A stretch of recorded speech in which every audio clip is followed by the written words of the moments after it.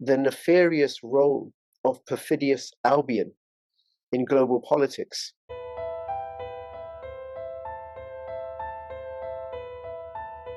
It is the British who murder our presidents, from Lincoln to McKinley to Kennedy, and then not murdered, but politically attempted murder, Trump.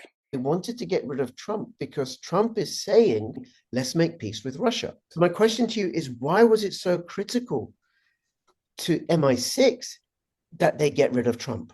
Because the British have been committed for over 150 years-ish to deconstruct Russia.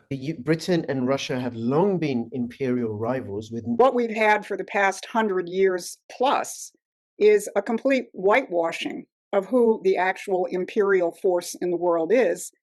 But the fight in the world, really since the time of the American Revolution, has been between the idea of a sovereign republic with that idea of man versus the idea of empire. Since 1776, the British Empire has actually continued to be the centerpiece of the operations, the attempts to crush national sovereignty, and I would say humanity. So, for over 100 years, we've lost people being able to see clearly where we are in the world and why Trump is such a revolutionary figure. Communism was totally created by the British. The emergence of communism was one of the isms which the British gave us. They also gave us fascism, Islamic fundamentalism, Zionism, about Christian fundamentalism. You have all of these isms which have emerged to obscure what the real fight is, because the real fight since the time of the American Revolution is sovereign nations acting on behalf of their citizens. The Russians are no longer playing by the globalist games, and neither is Donald Trump. And the British know it, and as we're going to see, they're admitting it. But here's the problem.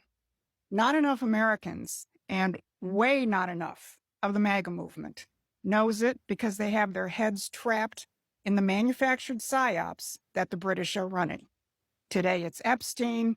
Last week it was Fuentes versus Mark Levin, and on about how MAGA is breaking up.